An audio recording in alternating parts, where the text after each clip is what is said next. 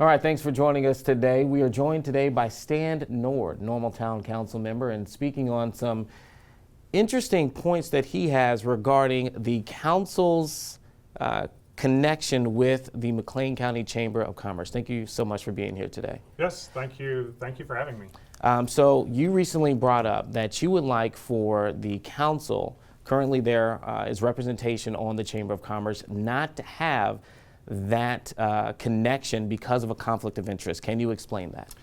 Yes, the Chamber of Commerce, they actively solicit money from the Town of Normal government. The Town of Normal chooses voluntarily to also be a member of that chamber, and the chamber interviews and endorses political candidates as well.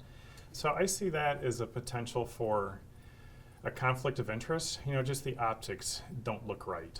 You know, the chamber is supposed to be, the chamber is a membership organization for businesses, to represent businesses. Well, government is not a business. You know, government doesn't make money, government takes money. They don't have the same mindset, and I believe there's a conflict, because if we are a member of this organization and our membership is coming to us to ask us for money, there's just too much of a conflict there. And on the endorsement side, I was endorsed by the chamber. You were? I am a chamber member through my business. I support the chamber. I think their purpose is great and it's necessary. The chamber does give that buffer for businesses to have involvement in government, but it also limits some of the business risk for a business being too publicly political on one side of an issue or not, because politics is very polarizing.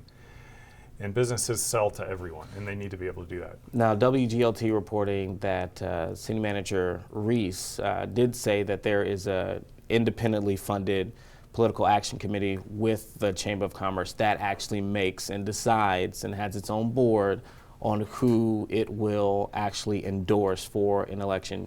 I keep hearing you say a buffer, so I imagine that's a part of what you're kind of referencing there, but you don't think that that is enough? Well, the chamber is a business organization for businesses. Town of Normal is not a business. You know, I don't think they should be involved either way, but if the chamber came and asked us for, you know, X amount of dollars, I would rather them just ask us for that money because they need it and us just give it to them. But for the town to voluntarily give them more money than what is being needed or is requested, you know, we're kind of not really being financially responsible. Why are we giving more money than what's absolutely needed? The few $1,000s, what is it, $3,750 is the cost of that membership, and that's within a few $100s. That's what the town pays. But what do taxpayers, what do businesses actually have to generate in order for the town to receive that amount of money? You know, that's something that I think we lose track of. The town gets money from sales tax and property tax. Well, of the 8.75% sales tax in Normal, 3.75 comes back to the town, the rest goes off to the state. So a business has to generate $27,000 worth of sales in order for the town to get $1,000 for it to spend. You know, so that's the burden we're putting on businesses. You have to generate $27,000 worth of sales for the town to have $1,000 to spend. Well, so that $3,700, that's $100,000 worth of economic activity that we're telling our businesses you have to sell so the town can pay a membership or to even have that money for anything. So if you're a cashier, we should tell cashiers, all right, tally up how long it takes for $100,000 to come across your register. And that is how much economic activity it takes for the town to generate $3,000 for it to spend. So your issue is more the economics of it and not the politics of it? I think it's both. I think it's both. One, we should not be spending money that we absolutely do not need to spend. If the chamber does not need that money from the town, we should not be voluntarily giving it to them as a membership. What if the membership was free? If the membership was free, then it's a different story because it's free, but it's not free.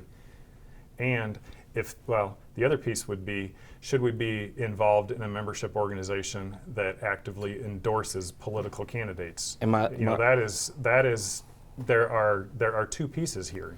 Now, just two more questions on that chain of thought. One, what's to stop that from happening right now? I mean, the vote within the council is public, so I can see how people vote when it comes to whether or not we should give money to whatever business venture, et cetera, for that person who may be representing their business on the Chamber of Commerce. I can see how people vote. So what's to stop that from happening right now? That idea of this person is on the council, that's my guy, this is the person that we want to endorse based upon how they're voting. Oh, well, the chamber can do that. And I think the chamber should endorse political candidates based on a business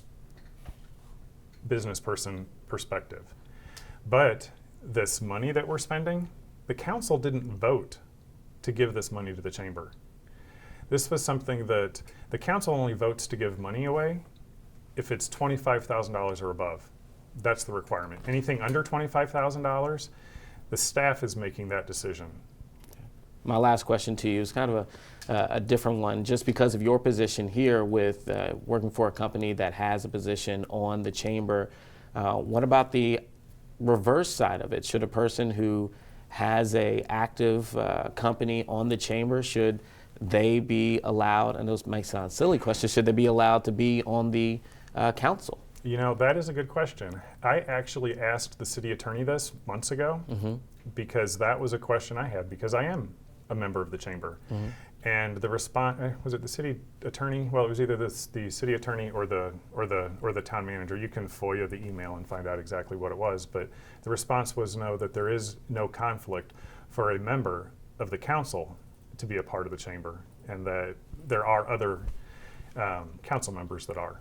Okay. So that I was cleared of, and I don't want to do anything that's going to put my position in jeopardy, but I will ask the question. Well, certainly, and it certainly is an interesting question. We'll see what comes of it as well.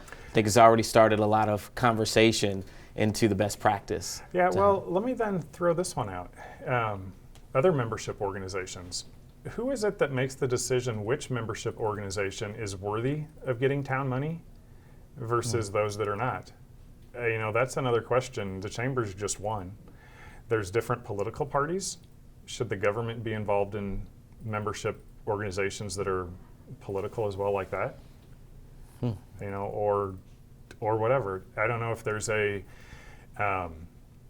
news organization membership or journalist club, but should the town be involved in that? I would see that as a conflict, because if that membership organization needs funding, are you going to give the town favorable press because they're a member? And if they're not a member, are they going to get less favorable press? There should be some sort of separation, and the town should just stay out of it. If people need money, they come to the town, they ask, it's either yes or no, but the town is not a member. All right. Well, Stan Nord, thank you so much for being here today and sharing your points on that as well, and we'll continue to follow. All right, with all of thank this. you. Appreciate it. Thank you.